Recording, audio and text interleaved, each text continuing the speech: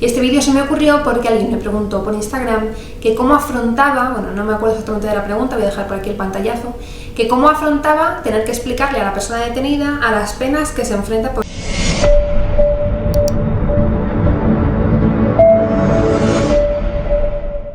Hola a todos, me llamo Mónica Gil, soy abogada, bienvenidos un día más al Derecho Claro. En el vídeo de hoy os voy a contar 5 cosas que yo no haría en una asistencia letrada al detenido.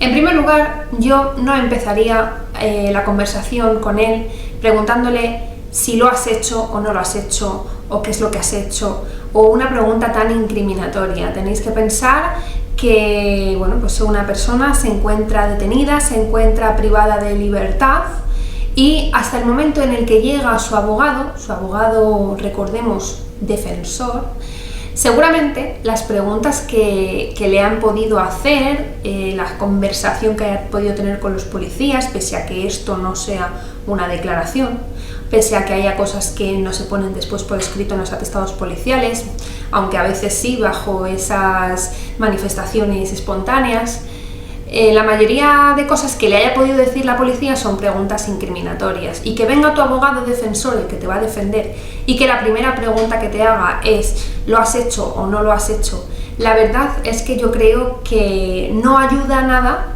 a ganarse la confianza del cliente.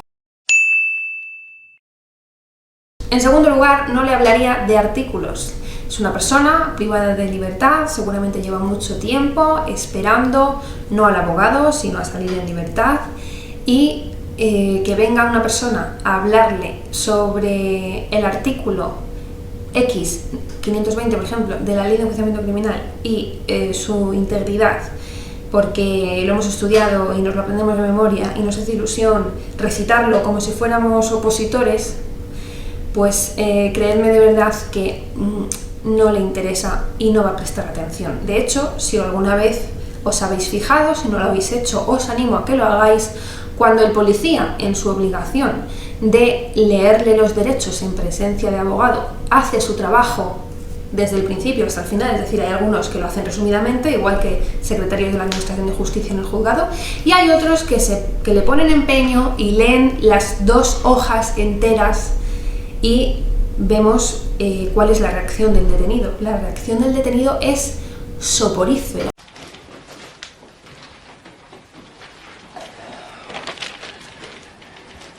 Bien.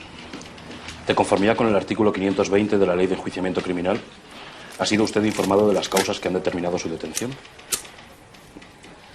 ¿Sabe usted que tiene derecho a designar abogado solicitando que asista en esta comisaría al interrogatorio y reconocimiento de identidad que se le efectúen? ¿Es usted consciente de que no puede ser obligado a prestar declaración?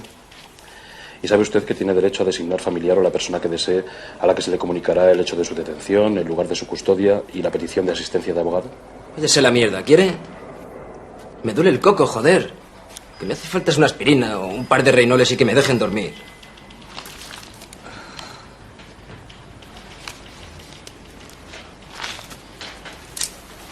Muchacho, ahora que has sido informado de tus derechos 2 veces en la misma noche, a ver si nos aclaramos algo tú y yo. Este anillo vale una pasta. Es un lenguaje que no entiende, es algo pesado, es algo que le está dando verdaderamente igual.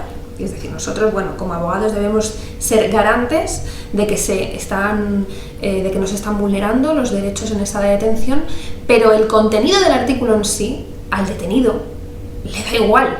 Y si nosotros hablamos en esos términos, es como aquel caso en el que estamos en un juicio y nuestro informe es tan aburrido que el juez ha desconectado, porque nuestro informe es encefalograma plano. Si al detenido le cantamos de memoria un artículo, lo más normal es que desconecte. Y no queremos eso.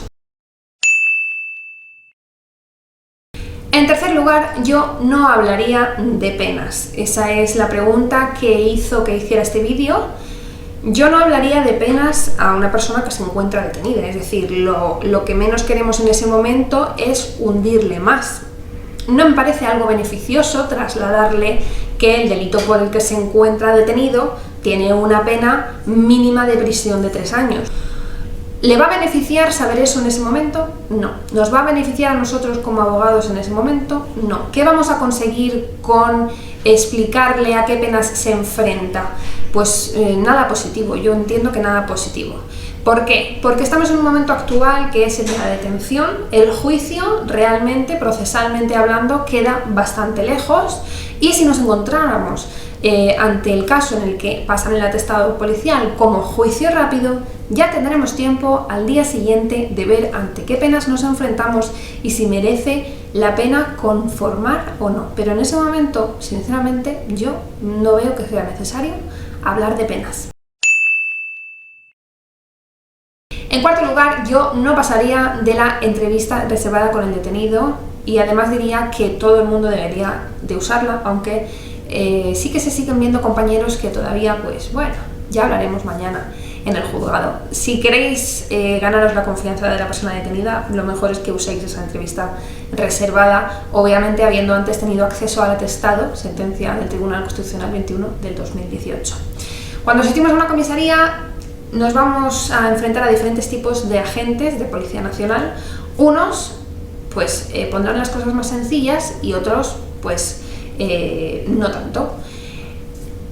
En este lado tenemos al agente de Policía Nacional que pues nos va a dar acceso al atestado policial y nos va a decir, nos va a preguntar seguramente si queremos entrevistarnos con nuestro cliente reservadamente antes de la declaración, obviamente, pero tenemos esa otra situación en la que vamos a llegar a la comisaría, nos van a dar traslado a la sala de declaraciones y vamos a encontrarnos a la persona detenida ya sentada, y el policía va a hacer como que inicia la declaración o no declaración y va a pasar por alto ese derecho, porque es un derecho, de la entrevista reservada. Entonces es en ese momento cuando nosotros vamos a decir que queremos entrevistarnos con nuestro cliente, y ahí en ese acto de, bueno, pues de revelación un poco, ese cliente te lo va a decir, va a decir, joder, esta tía, mira lo que le está diciendo al policía, ¿no? Querían empezar una declaración, pero no nos han dejado hablar antes, o nadie lo ha dicho, pero ella le ha puesto un poco de empeño, porque tampoco es para tanto.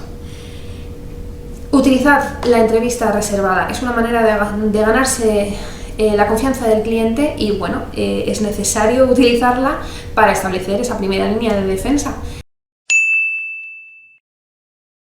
Y en quinto lugar, yo no pasaría por alto informarle de la posibilidad de que al día siguiente le puedan pedir prisión provisional. Es decir, igual que si vemos que ante el delito que nos encontramos, y si no tiene una reclamación por ahí perdida, le podemos decir con cierta probabilidad que mañana está en la calle, en el caso contrario también debemos advertirlo. Es decir, si se encuentra ante un robo con violencia en el que hay una identificación sin ningún género de duda por parte de la víctima, pues debemos de decirle, debemos comunicarle que es muy probable que el Ministerio Fiscal pida su prisión provisional, y debemos además pues de intentar por todos los medios posibles recabar documentación para que en la comparecencia del día siguiente podamos hacer frente a esa solicitud por parte de la acusación.